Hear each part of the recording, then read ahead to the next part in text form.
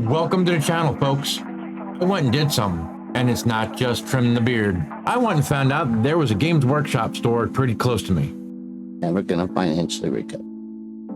So, I saddled on up, brought my son along with me because I had heard you get a free miniature your first time in the store. Turned out it wasn't that day. We did wind up picking him up a miniature of his own. So we wound up picking up this lieutenant here, and since this is his first time freeing anyone from the bonds of the sprue, we need to show him the right way to do it.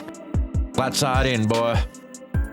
Took a little effort, but I told him, if you want it, you gotta earn it, and you gotta put all this bad boy together on your own. And he did, to include all the gluing and all the everything. When that was all said and done, this lieutenant got to come home. And here he is, ladies and gentlemen. He did a pretty good job putting it together. And now he's just realizing he is also gonna have to paint this bad boy with me. Double check and make sure everything looks good, everything's glued up, all the seams are smooth, and everything's ready for rattle can. First thing we're gonna do is give it a good old prime with some Michael's Color Shot Matte Black.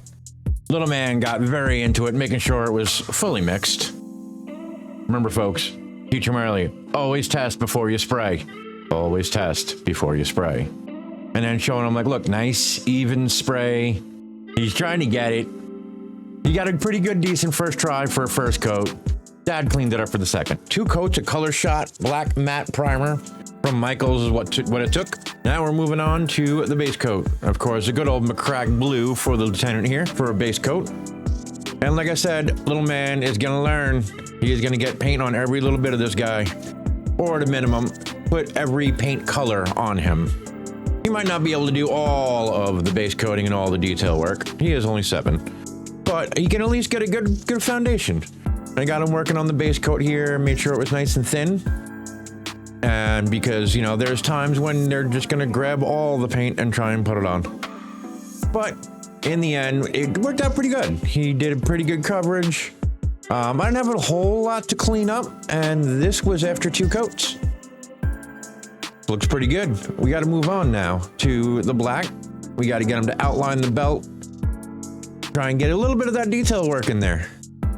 And of course, you know, it was time for him to go play with his friends, so Dad had to take over. And now we're going to move on to some of the Balthazar gold for all the trim and weaponry stuff. So first, we're going to do the Aquila on the chest here. And I wanted my son to start working on some of the detail on the leg here, just to give him a taste of detail work. And after he decided it was time to go play again, I continued on, basically doing the same thing I did with my Infernus Marines pack, kind of following the same color schemes since it's the same paints. I also tried to come up with a red paint since I didn't have one in the Infernus pack that would kind of resemble something of a royal red. It was not the best acrylic paint, but it suits the needs at the time for, you know, purity seals and such. I then realized that I had missed the outlines on the pauldrons here on his arms, so we went back and lined that just like I did with all of my other Space Marines. And here we go, all the base coating is done and looks pretty good. Again, I didn't have anything in the Infernus pack paint-wise for the sword, so I did with what I could with the Abaddon Black, the Corax White, and the Balthazar Gold to try and come up with something that had a metallic sheen to it. It was okay. It wasn't bad. I've never really tried to make colors from other colors, and I would say this came out pretty good. So I did the sword and just the tip of the bolter in the gray, just to try and break up the black a little bit. And now we're taking the Corax White, and I'm trying to, as best I can, lay some paint down with some straight edges to lay in the pinstriping on his helmet. And I'm trying to mix up something to make it a little bit darker, because I know I'm going to put a wash on this, so I need something that is bright enough so that way when it gets dulled down, it actually looks the color I want it to be. And then trying to get it on as smooth as possible without completely eliminating all of the white that was in there. And as you can see, I didn't exactly succeed in that task, and I covered up the white on his left side. So I was gonna have to go back in there after the second coat and go back to the white and try and clean the lines up as best I could. And it turned out pretty well. And now it's time to add the Agrax Earth Shade and let little man go to town on it. And then all of a sudden, oh, jeez, oh. Thankfully, I had some paper towels standing by. Just a quick cleanup, back to work, and show little man, like, just get it on there. You know, you can paint nice and thick and lay it on there, and it's not really gonna do anything to it too horrible. You just gotta keep making it happen.